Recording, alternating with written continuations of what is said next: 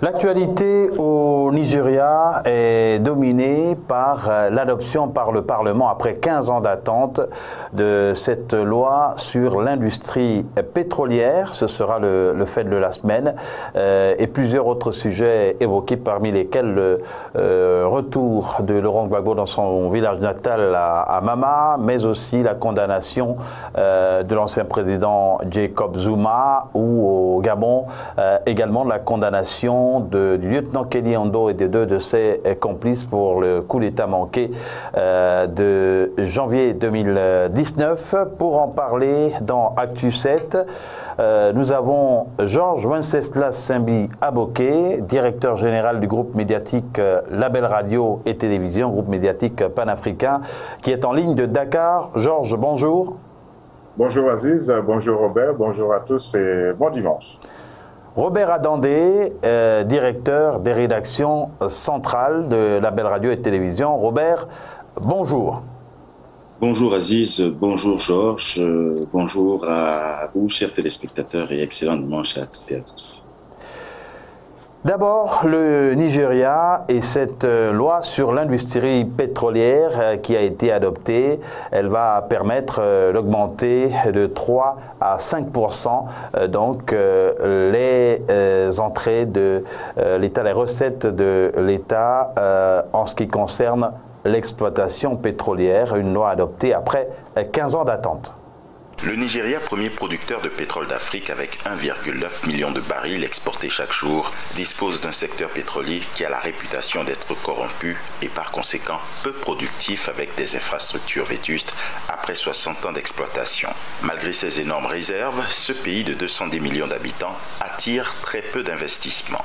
Pour y remédier, les autorités du pays se sont battues depuis 2008 pour réformer le secteur, avec en face de nombreuses barrières et résistances. Depuis lors, ce projet a connu plusieurs débats houleux, de nombreuses réécritures et relectures, en raison notamment de désaccords entre le gouvernement et les grandes compagnies pétrolières opérant dans le pays, mais aussi entre l'exécutif et les assemblées précédentes. Ce jeudi 1er juillet, les deux chambres du Parlement de ce géant pétrolier ont approuvé la loi pétrolière, ce dont le président de l'Assemblée, Femi Gbajabiamila, s'est félicité, estimant qu'il s'agit d'une victoire. En revanche, les deux chambres doivent encore s'accorder sur certains points, notamment la part de redistribution aux communautés qui habitent dans les zones d'extraction.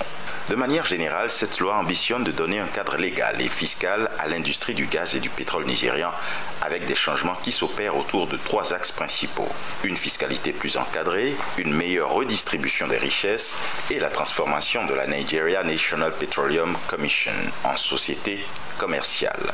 Cette disposition intervient bien à propos, puisque le Nigeria, première économie d'Afrique, grâce à sa production pétrolière, se retrouve en proie à une importante crise économique depuis le début de la crise sanitaire, après s'être difficilement relevé d'une première récession entre 2016 et 2017. En avril 2020 déjà, les cours du brut avaient chuté en dessous de $20, et bien qu'étant remonté autour des $60 depuis, l'avenir donne encore l'impression d'être sombre pour un pays qui tire plus de la moitié de ses revenus, ainsi que 90% de ses recettes d'exportation du pétrole. Sans compter qu'une grande partie des gisements nigériens sont arrivés à maturité et ne sont plus compensés par suffisamment de grands projets. Le Nigeria qui est parvenu, Robert Adandé, finalement à faire adopter ce projet de loi, ce qui devrait améliorer les recettes de l'État en ce qui concerne l'exploitation pétrolière. On parle d'amélioration de l'ordre de 3% à 5%. Dollars dont la fluctuation n'a pas été toujours à l'avantage de l'économie nigériane. Il a été noté aussi de nombreuses pratiques mafieuses qui ont compromis la transparence des recettes pétrolières. Donc, il y a cette nouvelle disposition, cette nouvelle loi qui pourrait permettre effectivement d'avoir un secteur pétrolier plus prospère, en tout cas. la prospérité du secteur pétrolier, Georges Aboké, devrait se renforcer, puisque le Nigeria est la première économie du continent. Mais il y a quelque chose d'intéressant. On parle des communautés locales qui pourraient peut-être pour une fois en tirer quelque chose. Oui, il faut dire que cette loi, qui a eu beaucoup de mal à passer, 15 ans d'attente, ce n'est pas rien, arrive bien à propos parce que le Nigeria, comme Robert le dit dans son sujet, le Nigeria tire ses principales ressources du pétrole, même si de plus en plus l'on parle de diversification de l'économie avec la chute des cours du pétrole. Le Nigeria a axé une bonne partie de l'organisation de son économie sur le pétrole, et donc il paraît de plus en plus inadmissible que ce pays ne puisse pas disposer des ressources attendues de la vente du pétrole. Surtout que, ces temps-ci, depuis quelques années, en tout cas depuis 2013-2014, le prix du baril est en chute, mettant en difficulté la plupart des pays producteurs. Alors, il y a des nouveautés, des éléments nouveaux dans cette loi, notamment au niveau de la fiscalité, et c'est pour ça que les sociétés qui exploitent le pétrole au Nigeria grincent des dents. Cela veut dire qu'on va leur demander de faire un petit effort, un effort supplémentaire pour alimenter les caisses de l'État. Et pour la première fois, les communautés qui sont sur les territoires où le pétrole est trouvé, est exploité, doivent pouvoir bénéficier comment on va dire ça, des retombées justement de la vente du pétrole. On sait que le Nigeria, quand on parle du pétrole, c'est une sorte de pagaille, une grande pagaille. Il y a des tuyaux, des oléoducs qui partent dans tous les sens, et c'est pour ça que des fois il y a des explosions. Je suis étonné que l'on n'ait pas parlé de sécurité dans cette loi, parce que il le faut, à tout moment il y a des incendies, des explosions, et donc il est question de prendre en compte les communautés qui vivent sur ou à côté des territoires où l'on exploite le pétrole. Ça va être un peu plus juste. Ça va être une meilleure redistribution des richesses, des ressources du pétrole, et je pense que progressivement, le Nigeria va véritablement bénéficier de cette manne, on continue de l'appeler ainsi, parce que le pétrole continue d'être présent dans toutes les arcanes du développement d'un pays. Le pétrole qui est considéré par de nombreux experts, Robert Adandé, comme une malédiction pour bien des pays du continent africain, parce que n'ayant pas aidé, contrairement à ce que l'on observe dans le Golfe, à véritablement métamorphoser les pays et transformer la vie des populations, ce pétrole pourrait, en ce qui concerne le Nigeria, profiter, on l'a dit, pour une fois aux populations locales qui se trouvent dans les zones où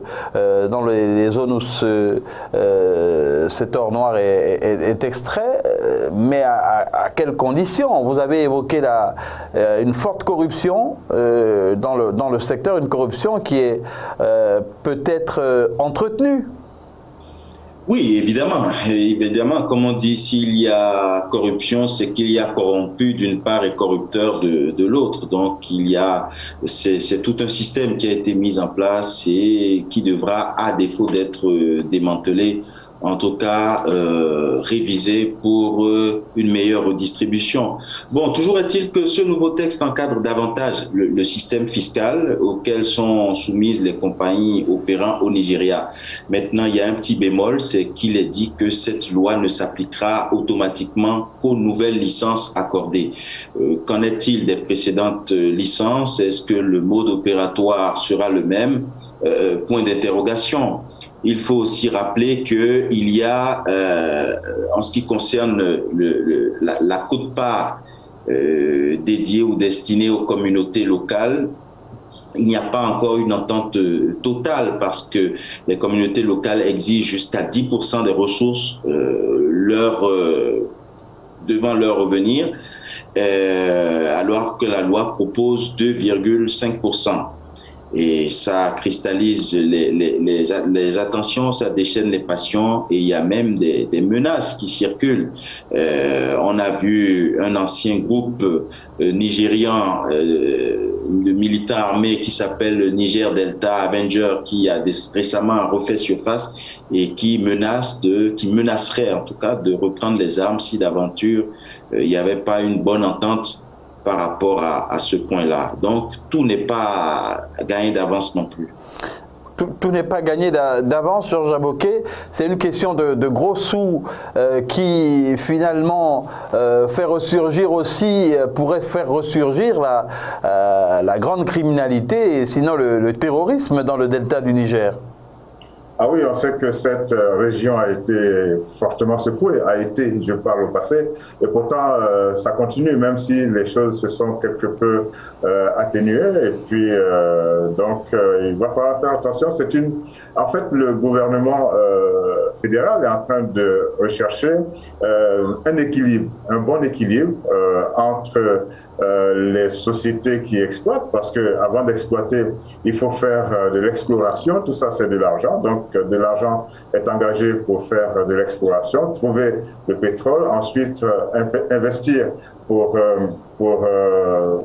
pouvoir l'exploiter véritablement. Et puis, il y a tous ces travailleurs qui sont autour du pétrole, il y a tout le marché noir qui existe, tout le monde le sait, au Nigeria, il y a un marché noir qui est très fort, il y a les communautés locales qui ont besoin de profiter enfin du pétrole.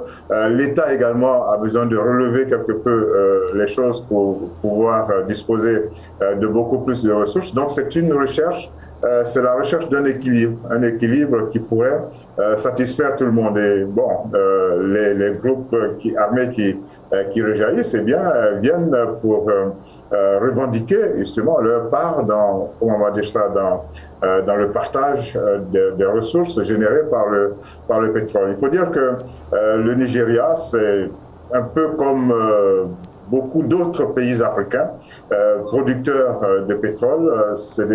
Le pétrole a fait que ces pays-là se sont retrouvés avec une seule ressource provenant du pétrole, non-diversification de l'économie. Et le gros problème, c'est que ça n'a pas engendré le développement économique. Et donc le Nigeria, conscient de cela, voulant rééquilibrer les choses, gagner un peu plus d'argent avec le pétrole, est en train de manœuvrer pour essayer de contenter les différentes parties, mais ça ne va pas être une partie de plaisir parce que chacun défend un intérêt et il faut faire en sorte que tous les intérêts convergent. Le Nigeria qui exporte, on le rappelle, en moyenne 1,9 million de barils selon les chiffres officiels par jour. Hein, c'est important de le préciser, mais vous l'avez souligné, Robert Adandé, le secteur a la réputation d'être corrompu. Donc le premier ennemi finalement du développement au Nigeria semble être la corruption qui gangrène les différents secteurs d'activité et même le monde politique.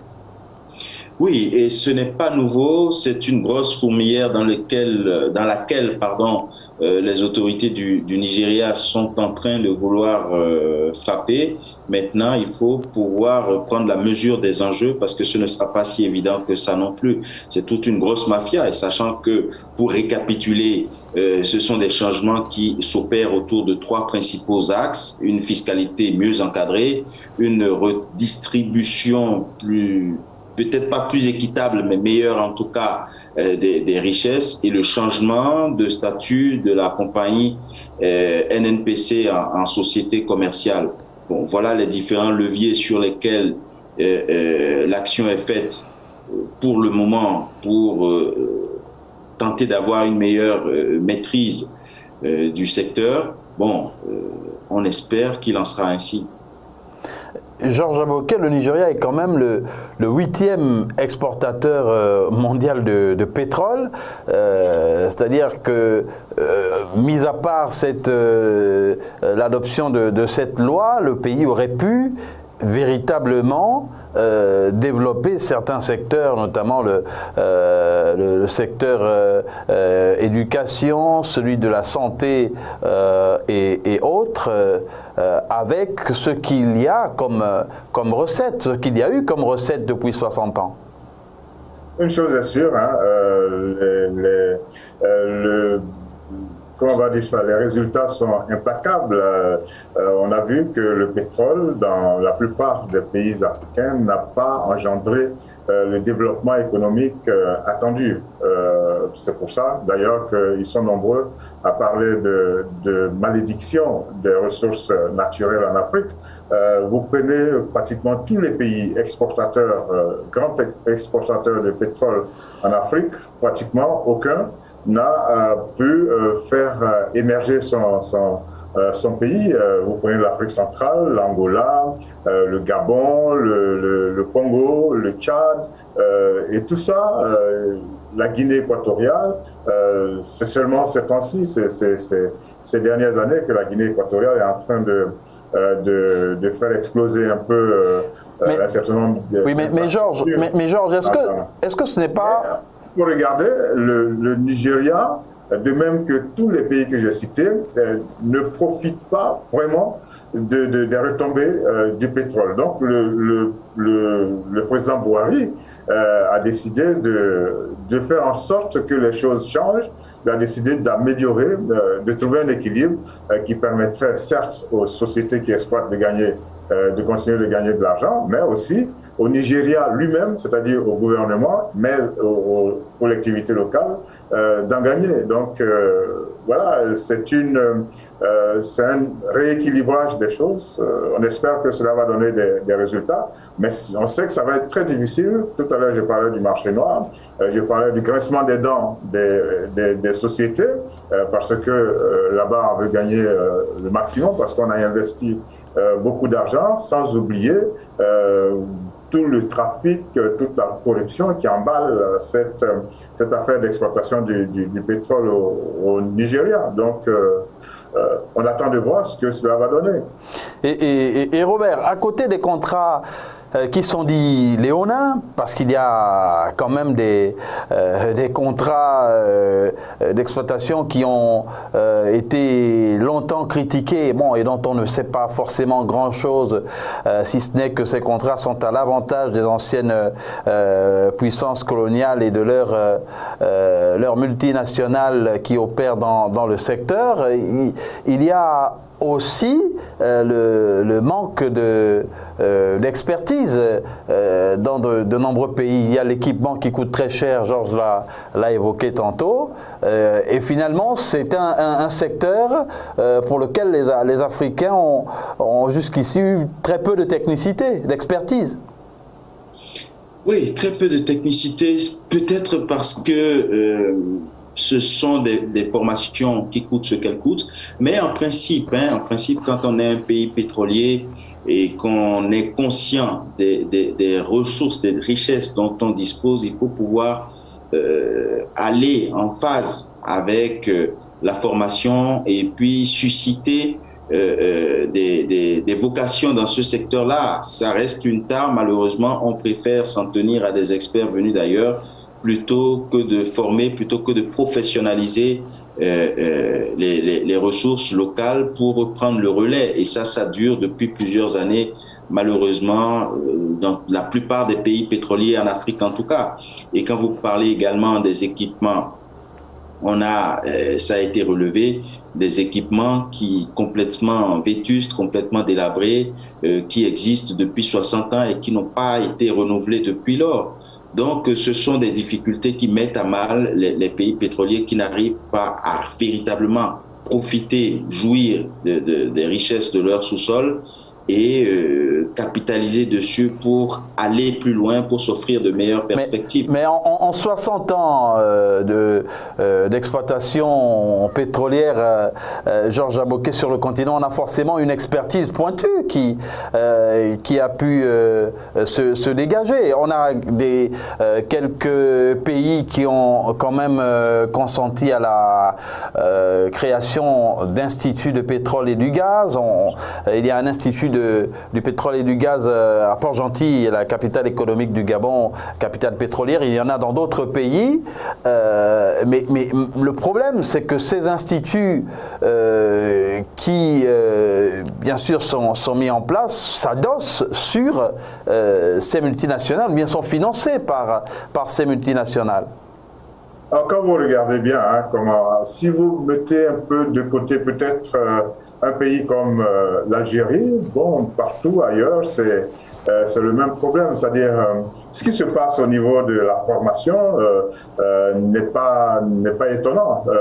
Les pays producteurs africains se sont installés, on va le dire, dans une sorte de paresse. Donc il y a des multinationales qui viennent, qui exploitent le pétrole, qui payent ce qu'il y a à payer au pays, et puis c'est tout. On fait appel des fois à une main-d'œuvre non qualifiée pour un certain nombre de tâches, mais pas véritablement de formation au sens vrai du terme, pour avoir des cadres à la technicité avérée. Donc, si vous regardez, tous les pays affichent les mêmes difficultés, les problèmes au niveau de la formation. Certes, comme vous le disiez, il y a quelques instituts, quelques établissements qui ont été créés, mais au-delà de ça, on ne peut pas dire qu'on a fait du pétrole quelque chose d'important. On est resté à attendre que les exploitants payent ce qu'ils ont à payer, et puis c'est tout. Et le gros problème, c'est que ça rend les économies, on va dire, paresseuses, parce que à partir de cela, on ne fait plus autre chose, on ne développe plus rien. Regardez comment, par exemple, les pays d'Afrique centrale ont du mal, malgré toutes les injonctions des institutions financières, ont du mal à diversifier leurs économies. C'est devenu une chanson, c'est devenu un refrain. Il faut diversifier l'économie, et ça a du mal à passer, même si le pétrole se vend mal depuis quelques années. Un autre point important dont on n'a pas parlé, c'est que l'exploitation du pétrole provoque, on va dire, un certain nombre de troubles au niveau politique dans un certain nombre de pays. On a vu comment, par exemple, le Congo s'est retrouvé en guerre, et c'est ça, c'est-à-dire qui contrôle aujourd'hui l'exploitation du pétrole, contrôle le pouvoir politique, et ainsi de suite. Donc, grosso modo, le pétrole a fait beaucoup plus de mal que de bien aux pays africains. Et donc, ça doit servir de leçon à ceux qui arrivent, un pays comme le Sénégal, il a découvert un énorme gisement de pétrole, il s'apprête à entrer en production, et donc l'expérience des autres, des pays notamment d'Afrique centrale, devrait pouvoir servir à ceux qui arrivent. Et il faut que le tir soit rectifié, sinon à quoi cela sert-il d'avoir du pétrole et de ne même pas avoir des routes bitumées, de ne pas avoir des établissements, de ne pas avoir des centres de santé. Donc, jusqu'à aujourd'hui, tout le monde, les Africains, restent encore sur leur faim face à tous ces pays, grands producteurs de pétrole, parce que cela n'a pas engendré, n'a pas déclenché véritablement le développement. Et le Nigeria le Nigeria fait partie justement de cet ensemble de pays, et si le Nigeria a décidé quelque peu de rectifier le tir, bon, c'est tant mieux. On voit les efforts qui sont faits, par exemple, au niveau de l'agriculture, mais le pétrole continue d'avoir sa position prédominante.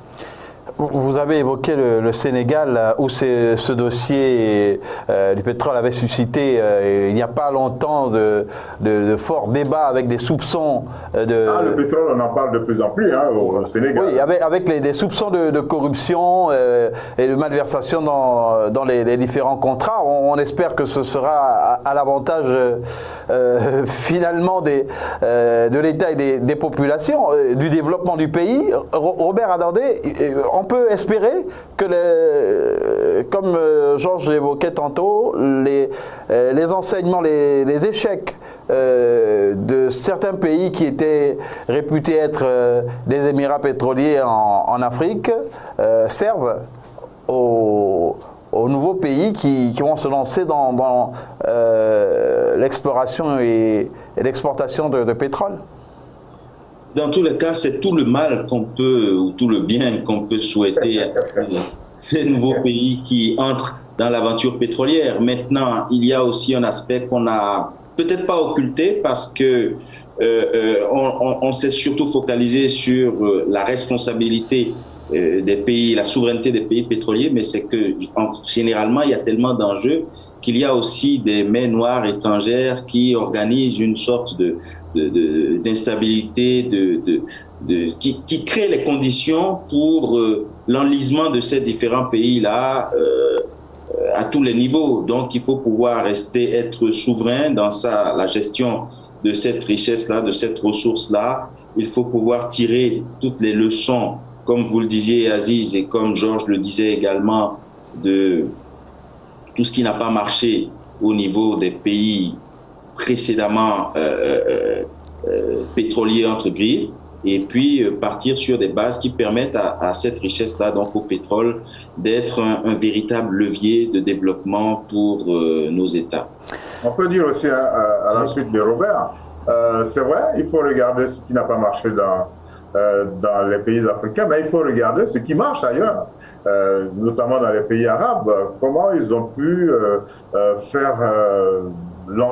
comment ils ont pu lancer leur développement, comment ils ont pu réaliser un certain nombre de situations. Aujourd'hui, tous les Africains courent pour aller à Dubaï, un peu partout dans les pays arabes, mais il faut bien qu'on fasse comme eux. Qu'est-ce qu'ils ont fait pour que ça marche? Il faut peut-être s'interroger là aussi, c'est-à-dire d'abord, qu'est-ce qui s'est passé pour que ça ne marche pas dans les pays comme le Nigeria, le Congo, le Gabon, le Tchad, etc. Et puis, qu'est-ce qui s'est passé pour que ça marche bien dans les pays arabes? Je pense que ça pourrait servir à ceux qui arrivent, sans oublier que bon, le pétrole aussi se vend de plus en plus mal et qu'il y a de plus en plus d'autres énergies pour régler un certain nombre de problèmes dans le tissu industriel dans le monde. Et les dirigeants africains qui sont de grands voyageurs devant l'éternel sont bien placés pour avoir des réponses, puisqu'ils ont pu toucher du doigt justement le développement lié au pétrole dans ces pays évoqués. Autre affaire qui en Afrique fait parler, c'est la condamnation à 15 mois de prison de l'ancien président Jacob Zuma pour avoir refusé à déférer à plusieurs convocations de la justice. On l'aurait cru intouchable et pourtant la justice sud-africaine a bel et bien eu raison de Jacob Zuma. L'ancien président de l'Afrique du Sud a été condamné ce mardi à 15 mois de prison ferme pour outrage à la justice. Au pouvoir entre 2009 et 2018, Jacob Zuma avait été contraint à la démission après une série de scandales. Depuis lors, les manœuvres pour échapper à la justice de son pays et éviter d'avoir à s'expliquer se sont multipliées. L'homme a même refusé délibérément de répondre à une enquête relative à des faits de corruption pendant son magistère, une attitude interprétée par beaucoup comme un mépris vis-à-vis de la justice. Pour la Cour constitutionnelle, Jacob Zuma n'offrait aucun choix à l'instance juridictionnelle que de conclure qu'il s'était lui-même rendu coupable de crimes d'outrage à la justice. Mieux, il n'était même pas présent lors de sa condamnation ce mardi, mais dispose tout tout de même d'une période de 5 jours pour se livrer de lui-même à un commissariat. Passé ce délai, la police sera autorisée à venir le chercher à son domicile ou l'appréhender partout où il se trouverait pour le conduire en prison. Son successeur, Cyril Ramaphosa, il faut le rappeler, avait pris l'engagement lors de son entrée au pouvoir d'éradiquer la corruption dans le pays. La condamnation de Jacob Zuma marque une première dans toute l'histoire de l'Afrique du Sud. Jamais auparavant, un ancien président ne s'était fait condamner à de la prison ferme. Jacob Zuma, l'ancien président sud-africain, paye là Georges Aboké pour avoir osé défier la justice? Bien sûr, il faut qu'il se comporte en citoyen exemplaire, surtout qu'il a été président de la République. Il n'est pas question qu'il se débine et donc la justice fait son travail. Nous sommes dans un système dit parlementaire en Afrique du Sud. Et donc, la justice n'est pas forcément instrumentalisée comme on le voit dans un certain nombre de pays avec le régime présidentiel où c'est le président de la République qui décide de tout et qui prend toutes les décisions, même au niveau de la justice. Là, en Afrique du Sud, la justice fait son travail et le président Cyril Ramaphosa, il est obligé de suivre parce que lui-même, il est jugé à partir de ce qui se fait et il est jugé également, il va être jugé pendant les prochaines élections. Et donc, il a intérêt à faire en sorte que la justice suive son cours et que son prédécesseur se soumette à cette justice. Et si ce n'est pas le cas, eh bien, la justice prend, comme on dit, ses responsabilités. Ça a été le cas quand Jacob Zuma, il se rappelle lui-même qu'il a remplacé Thabo Mbeki. Et chaque fois, à la suite de grosses affaires. Et donc, il est bien que les choses se déroulent de cette façon et que, quoi qu'ayant été président de la République, il se soumette aux injonctions de la justice. Un président de la République qui se voit humilier, un ancien président, semble-t-il, Robert, qui n'a pas perdu ou bien qui a gardé à l'esprit son statut d'intouchable.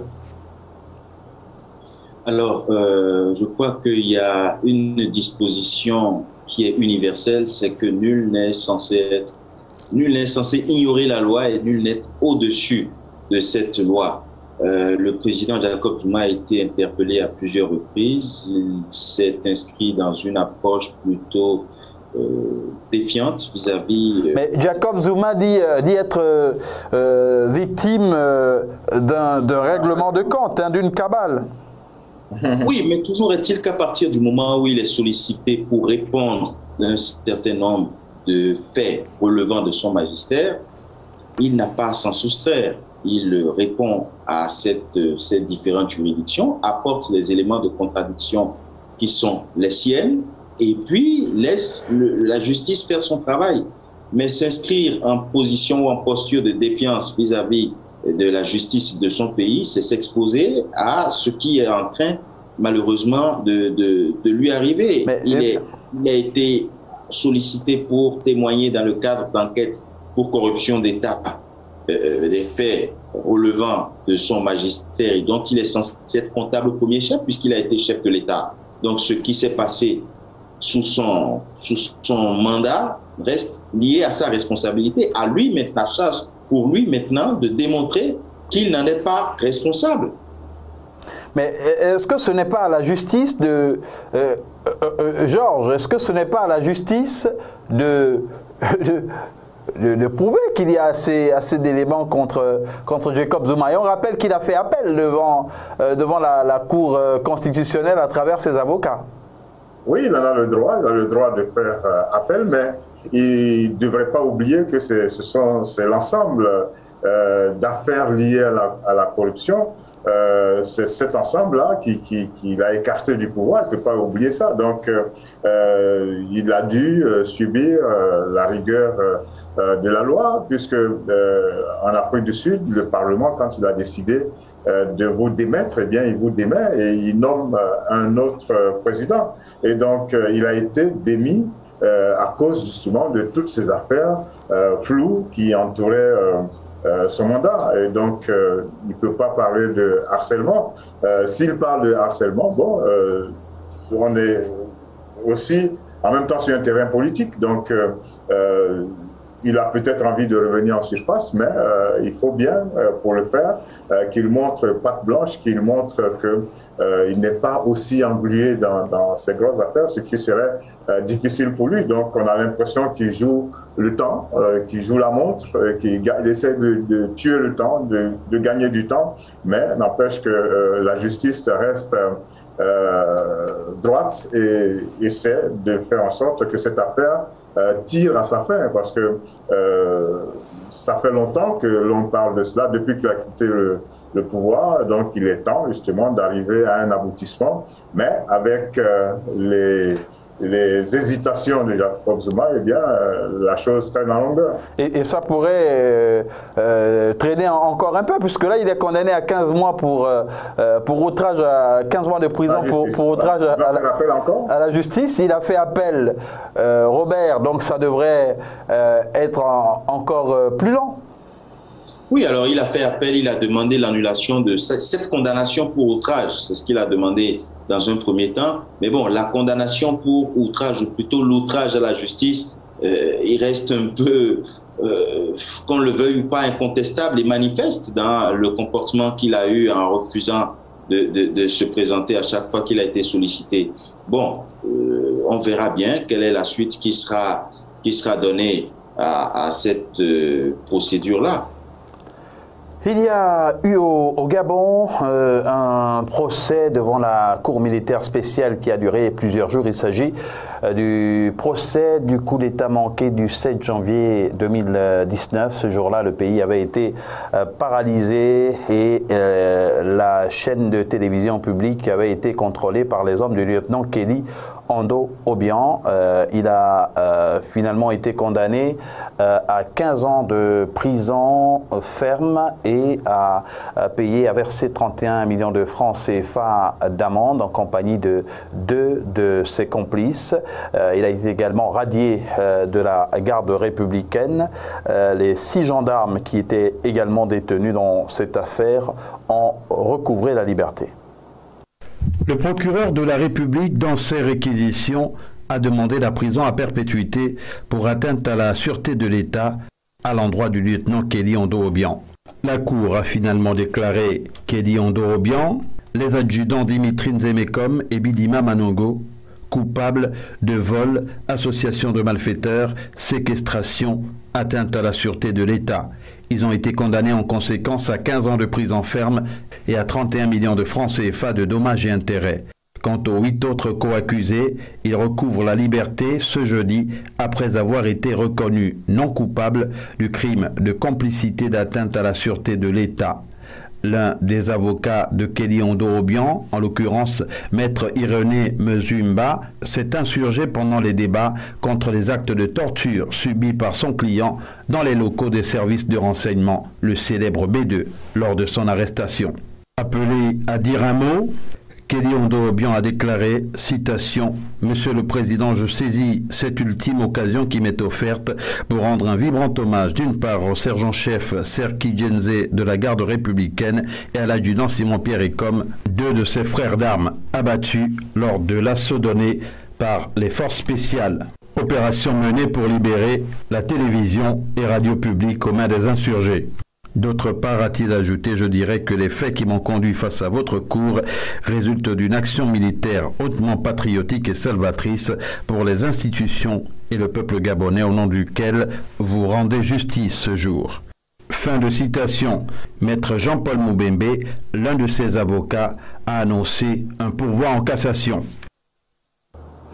15 ans de prison ferme et 31 millions de francs CFA d'amende. Maître Moubembe, l'un des avocats de Kelly Ando Obiang, a plutôt estimé être satisfait de ce verdict, même si c'est pourvu en cassation. Robert, le procureur, dans ses réquisitions, avait demandé la prison à perpétuité. Oui, effectivement, le ministère public avait requis la prison à perpétuité pour Kelly Obiang et ses 3 collègues militaires. Le lieutenant Kelly Obiang, s'en sort plutôt pas mal au vu de la situation qu'on a connue. 15 ans de prison et une amende de 31 millions de francs CFA, même si, ses avocats ont notifié toutefois un pourvoi en cassation. Georges, il y a peut-être un enseignement à tirer. Il y a les avocats de Kelly Ondo Obiang qui ont évidemment dénoncé la torture subie par son client après son arrestation. Alors, il ne faut pas oublier que nous sommes dans une affaire militaire avec un tribunal militaire et donc, il y a des choses qui ont pu être faites. Les avocats sont là, ils jouent leur rôle. Ah non, mais même si on est dans une affaire militaire, ça ne donne pas le droit de torturer. Oui, bien sûr. Non, je n'ai pas dit que j'ai pas dit que ça donne le droit de torturer les présumés coupables, mais on sait que dans le domaine militaire, il y a un certain nombre de choses qui se passent. Bon, je dis que les avocats, ils sont là pour dénoncer certaines pratiques. Mais quand on a entendu le sujet que vous avez commenté, on voit que le lieutenant Obiang, il assume ce qu'il a fait. On a tout à l'heure, Robert a dit sentir à bon compte, je dis la même chose. Et attention, parce que en cassation, on ne sait jamais, ça peut, les peines peuvent être peut-être plus lourdes. Donc, je me demande si les conseils du lieutenant Obiang n'auraient pas mieux fait de s'en tenir à ce verdict. Mais bon, on verra bien. En tout cas, c'est une affaire que l'on suivra. On rappelle que ce... Oui, Robert ? Surtout, à la suite de ce que disait Georges, surtout ayant déjà purgé 2 ans environ, il leur reste 13 ans. Donc, il aurait peut-être... Mais parmi les interrogations, justement, parmi les préoccupations de l'un des avocats, Maître Jean-Paul Moubembe, il y a comment on ferait ses clients pour s'acquitter des 31 millions de francs CFA d'amende s'ils restent en détention. Oui, mais dans le même temps, je crois que c'est 2 peines bien distinctes. C'est 15 ans de prison plus 31 millions de francs CFA. Dans le même temps, s'il sort pour mobiliser les 31 millions, à quel moment il purge sa peine? Donc, je crois qu'il y a une sorte c'est un peu le serpent qui se mord par la queue. Mais toujours est-il que les praticiens du droit ont de meilleurs éléments que nous pour savoir comment ça fonctionne dans ce genre de situation. Mais ce qu'on peut retenir, c'est que au vu de la gravité des faits qui lui sont reprochés et que lui-même n'a pas nié, ça peut être... On dirait qu'il s'en est sorti à bon compte. D'où la relative satisfaction de Maître Jean-Paul Moubembe qui s'était exprimé à la fin de ce procès qui a duré quand même de mercredi à 9h55 à jeudi à 6h du matin.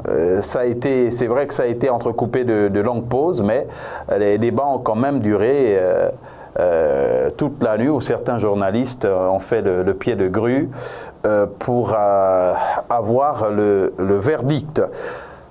Et la République centrafricaine, cette fois, nous nous y rendons pour parler de ce rapport des experts de l'ONU sur l'activité des FACA et des instructeurs russes, un rapport qui les accuse d'avoir commis des exactions sur les civils. Ce rapport a été rejeté par le gouvernement centrafricain.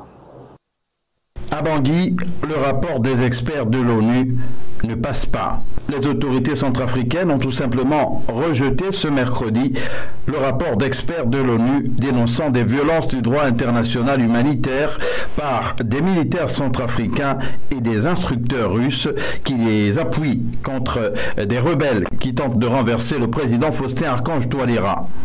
Rameau Claude Biro, ministre de la Défense nationale de Centrafrique, a indiqué dans un communiqué qu'il s'agit d'une volonté manifeste de ternir par tous les moyens l'image de l'institution militaire centrafricaine alors que celle-ci continue de consentir d'énormes sacrifices pour restaurer l'autorité de l'État sur l'ensemble du territoire. Le rapport des experts de l'ONU a été remis récemment au Conseil de sécurité. Ce document des experts qui sont chargés du contrôle de l'embargo sur les armes imposées depuis 2013 à Bangui a confirmé les soupçons de rôle très actifs des instructeurs russes, selon les Nations Unies. Les instructeurs russes sont souvent désignés comme étant des paramilitaires du groupe privé russe Wagner, réputé proche du président Vladimir Poutine, ce qui a toujours été démenti par Moscou. Le rapport accuse des FACA et les instructeurs russes d'assassinats aveugles, d'occupation d'écoles et de pillage à grande échelle, y compris d'organisations humanitaires. Il a été enregistré au cours de ces derniers mois plusieurs incidents ayant mis aux prises les casques bleus de la mission des Nations Unies en Centrafrique avec ces paramilitaires russes. Les autorités centrafricaines rejettent ces accusations de violation du droit international humanitaire. Georges Aboké, on est là sur un terrain où s'affrontent les Français et les Russes au sujet du contrôle de la République centrafricaine et de ses ressources. Voilà, vous l'avez dit. Vous avez dit l'essentiel. En pleine bataille entre la France et la Russie qui va contrôler véritablement la République. En proie à un certain nombre de difficultés depuis un certain nombre d'années. Un pays qui a du mal à retrouver sa stabilité, même si que cette stabilité a toujours été très précaire en République centrafricaine. Donc, on passe de l'influence française à l'influence russe. Bon, il revient aux autorités centrafricaines de faire en sorte de trouver, comment on va dire ça, la bonne mesure des choses. Il est question de remettre ce pays sur les rails. Ce pays a besoin d'être soutenu. Ce pays a fait l'expérience, je crois, pendant de nombreuses années de la présence militaire française. Et maintenant, il se tourne vers la Russie. Donc, forcément, la Russie et la France se retrouvent, ces deux pays en tout cas, en conflit d'influence. On retrouve la même difficulté au Mali depuis quelque temps. Donc, il revient aux autorités de ces pays-là de faire en sorte qu'on ne passe pas à une difficulté qui porte les couleurs françaises à une autre difficulté qui porte les couleurs russes. Il faut pouvoir s'en sortir. Et il faut pouvoir trouver le bon partenaire et la bonne stratégie. Et donc, certainement qu'il y a eu quelques abus, il y a eu des abus, j'enlève le quelques, mais il revient aux autorités centrafricaines de faire en sorte que le pays marche, continue d'avancer vers sa stabilité. Et il ne faut pas que l'on passe d'une présence militaire française compliquée à une autre présence militaire russe tout aussi compliquée. Et ça, ceux qui vont être les premiers à ne pas être les gagnants, c'est bien les Centrafricains.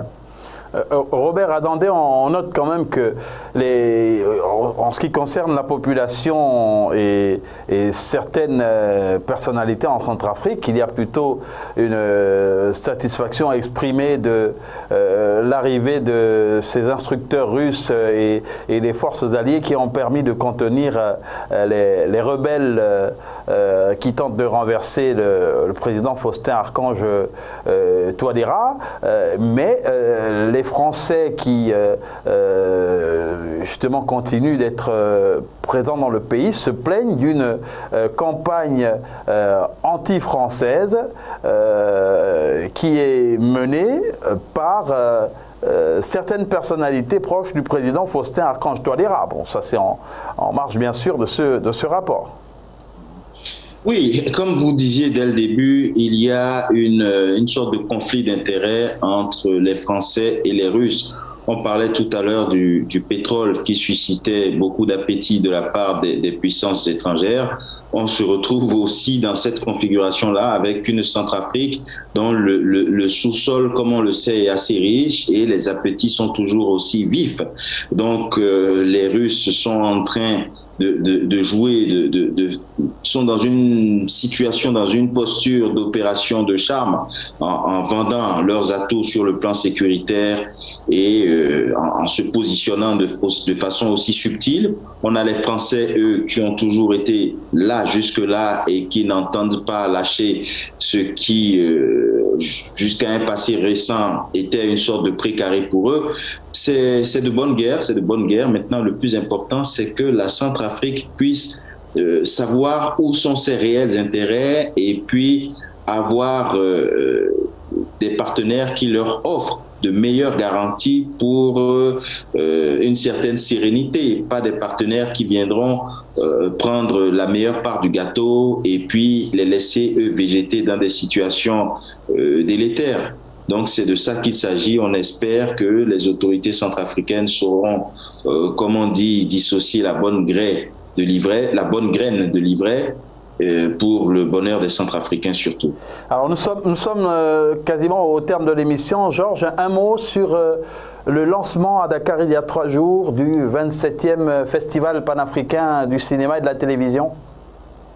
Oui, il y a quelques jours, les autorités sénégalaises et burkinabé, il faut les citer, il s'agit du ministre de la Communication et de la Culture sénégalais qui avait à ses côtés la ministre de la Culture, du Tourisme et des Loisirs, la ministre burkinabé.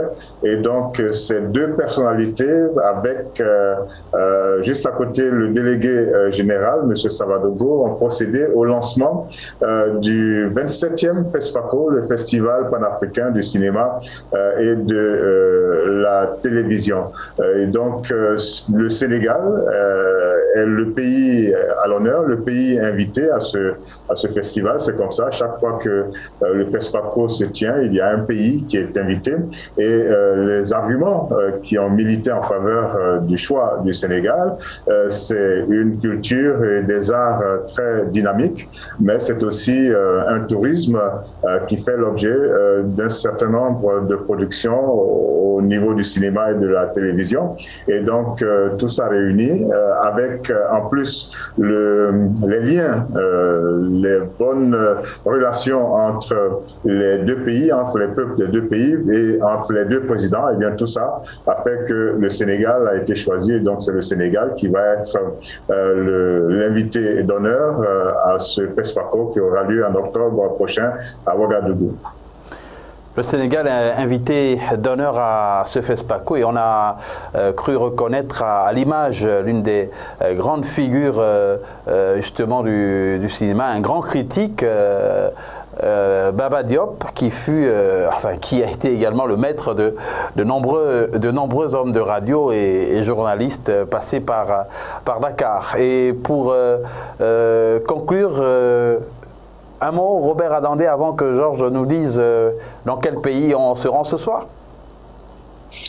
Alors, un mot juste par rapport enfin, on va rester sur le même sujet du FESPACO, qui reste une rencontre importante pour la culture, pour le cinéma africain, une rencontre qui permet déjà de se mettre à jour de tout ce qui se passe. Malheureusement, on n'a pas toujours tous les éléments de suivi de tout ce qui se passe dans cet univers-là, et le FESPACO reste le moment idéal pour cette actualité d'actualisation pour savoir comment évolue notre cinéma, notre culture et la télé africaine de manière générale. Georges Wenceslas Simbi-Aboké, nous allons nous rendre dans quel pays pour ce dimanche? Alors ce soir, nous allons visiter le Rwanda du président Paul Kagame. Le Rwanda, une destination à découvrir dans ce journal pays. Merci donc à vous, fidèles téléspectateurs, de nous avoir suivis. Rendez-vous est pris, Dieu voulant, pour la semaine prochaine pour le même exercice. Très bonne suite de programme.